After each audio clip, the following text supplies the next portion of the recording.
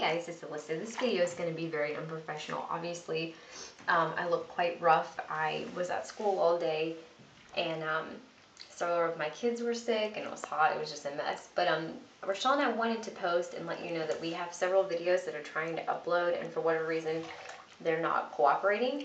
And one of mine is actually a really fun My Little Pony nail polish video, so something a little lighthearted because we didn't want to make April vlogging sad. And speaking of sad, obviously I would be pretty stupid not to address all the stuff that happened in Boston today. I have several friends that live in Boston, and it's just unimaginable to me that somebody could do that sort of thing. And it seems like in the news now it's happening, you know, shootings and stabbings and things are happening so often in schools and malls and public arenas that people are becoming almost immune to it. You know, you see it on the news, and unless it's of a large scale, like the Boston Marathon bombings were today, you're just kind of like, again? You know, like you almost have sort of a lax reaction to it. And I want to, since we decided that the theme of April is going to be positive, I want to, rather than focus on, you know, who did it or why they did it, or you know, people that commit these mass crimes or things like that, I wanted to focus on one of my favorite quotes. And I don't know exactly how the quote goes, which I know is like, what, where are you even mentioning it? But I have always been a huge fan of Fred Rogers. He, I mean, you know, say what you want to about Mr. Rogers. There are all these different rumors going around, like that he was a child molester, that he was like a CIA sniper. There's all like that he has tattoos, and that's why he always wore long sleeves. Like there's all these crazy things people say about him. But you have to respect that he, you know, went to Congress and fought for appropriate children's television and fought for PBS and fought for all of these things. You know, he was a Presbyterian minister, and he just did all of these great works in public service and for children. And so I just have a great deal of respect for him. And one of my favorite things he ever said was he was trying to explain to parents how to talk to your kids about tragedy, which of course, you know, hits home for me because I'm a preschool teacher. And it's really difficult to explain these kind of things. I know that when the Newtown shootings happened, a lot of the kids in my class came to school and had a lot of questions about it. And it was really hard for me to, A, stay unemotional about it, and B, explain it in a way that was age appropriate.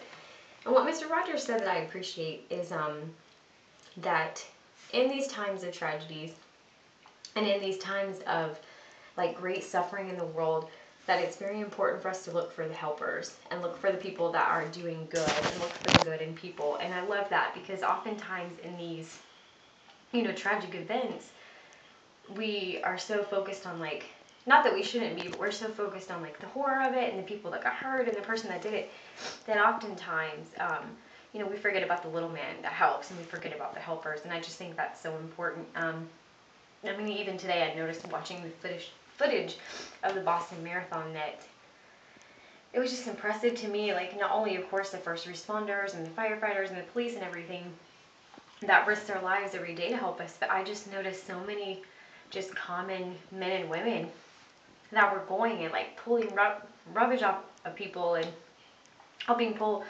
all the wreckage away. And there are lots of footage of people helping pick up people that were getting trampled or that were falling down as, you know, the people were running. And I think that Mr. Rogers makes a really good point, as cheesy as it sounds, that, you know, during these times you have to focus on what people are doing right, and you have to focus on the good in people. And I just think that's such a good way to look at it, especially when it's something as terrible as what it is. But anyway, I hope, you know, if you're in the Boston area, that you're staying safe today.